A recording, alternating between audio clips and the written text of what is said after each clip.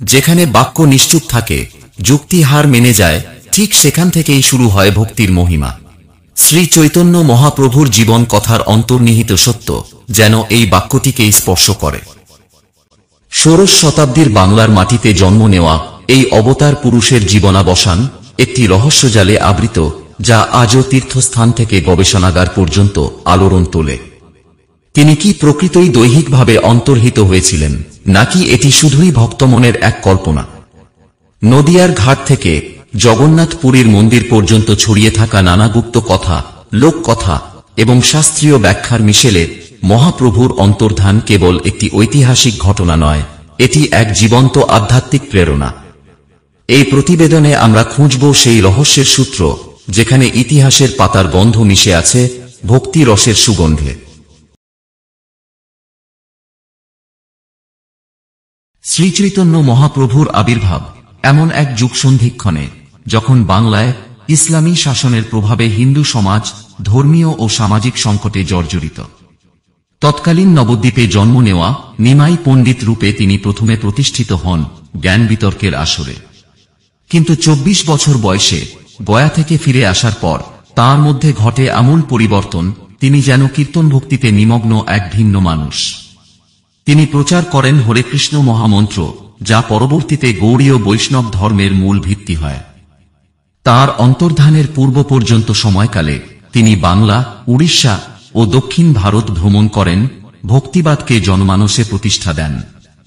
কিন্তু এই সময়ের সবচেয়ে বিতর্কিত অধ্যায় হল জগন্নাথপুরীর শেষ দিনগুলো। কথিত আছে, আষাঢ় মাসের পূর্ণিমা তিথির জ্যোৎস্না রাত্রে তিনি মন্দিরে প্রবেশের পর আর কখনো বেরিয়ে আসেননি।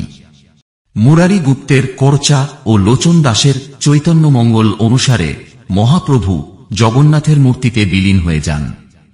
কবি জয়ানন্দ তার চৈতন্যমঙ্গল কাব্যের একটি পদে উল্লেখ করেন, দেখিতে দেখিতে গৌরচন্দ্র হরিলেন অদর্শন। ইংরেজ ইতিহাসবিদ এডওয়ার্ড ডিমক দাবি করেন, মহাপ্রভু সম্ভবত মৃত্যুবরণ করেন, কিন্তু দেহটি গোপন রাখা হয় ভক্তদের আবেগের কারণে। যদিও ঐতিহাসিক দলিলে তাঁর দৈহিক অন্তর্ধানের কথা বলা হয়েছে, কিন্তু প্রাকৃতিক নিয়মের দৃষ্টিকোণ থেকে এটি অসম্ভব।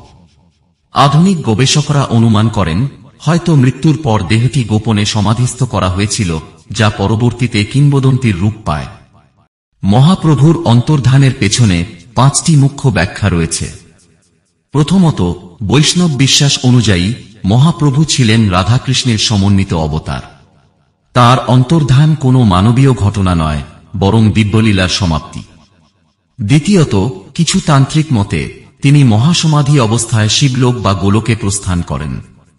তৃতীয়ত, ঐতিহাসিক ডক্টর সুকুমার সেনের মতে ওড়িশার তৎকালীন শাসক প্রতাপ রুদ্রের সঙ্গে মতবিরোধের কারণে গোপনে হত্যা হতে পারেন। চতুর্থত, ডক্টর অতুল সুরের গবেষণা বলছে ভক্তদের মানসিকতায় তিনি অমরত্ব পেয়েছেন, তাই মৃত্যুকে অন্তর্ধান বলা হয়। এবং পঞ্চমত, মার্কসবাদী ইতিহাসবিদরা দাবি করেন অন্তর্ধান ভক্তিবাদী আন্দোলনকে স্থায়ী করার এক রূপ ও কৌশল। উন্নত প্রযুক্তির সাহায্যে আধুনিক গবেষণায় জানা যায় যে 2021 সালে ওড়িশা সরকার জগন্নাথ মন্দিরের নিচে একটি গুপ্ত কক্ষের সন্ধান পায়, যেখানে মহাপ্রভুর সমাধি থাকার কথা স্থানীয় লোককথায় প্রচলিত। জিআরএস অর্থাৎ গ্রাউন্ড পেনিট্রেটিং রাডার সার্ভে করা হলেও এখনো খনন কাজ শুরু হয়নি ধর্মীয় সংবেদনশীলতার কারণে।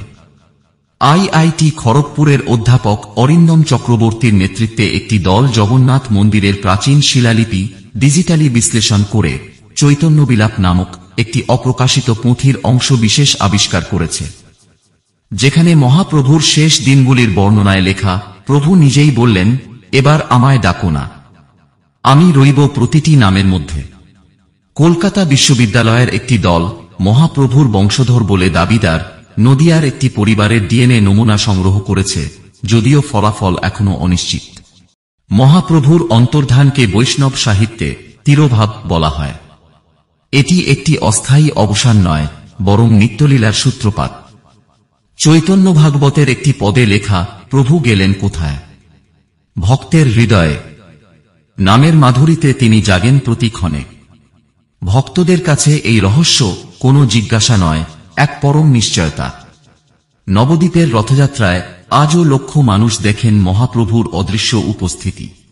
চৈতন্য মহাপ্রভুর অন্তর্ধান নিয়ে হয়তো চিরকাল রহস্য থেকেই যাবে, কারণ এটি ইতিহাসের প্রশ্ন নয়, বিশ্বাসের আলোড়ন। হয়তো কেউ বলবে তিনি মন্দিরে বিলীন হয়েছেন, কেউ বলবে তিনি সমুদ্রগর্ভে হারিয়ে গেছেন, আবার কেউ বলবে তিনি ভাবাবেশে অদৃশ্য হয়ে গেছেন।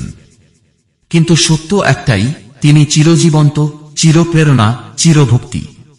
তার অন্তর্ধান আমাদের চোখের সামনে ঘটলেও আমাদের হৃদয়ের ভেতরে তিনি চিরকাল বিরাজমান। আজও ভোরবেলায় পুরীর সেই পবিত্র মন্দিরের সামনে দাঁড়ালে বাতাসে যেন তার কণ্ঠে শোনা যায় হরে কৃষ্ণ মহামন্ত্র। একবার স্বয়ং মহাপ্রভু বলেছিলেন, আমি থাকব না, কিন্তু আমার নাম থাকবে, সেই নামই আমাকে ধরে রাখবে।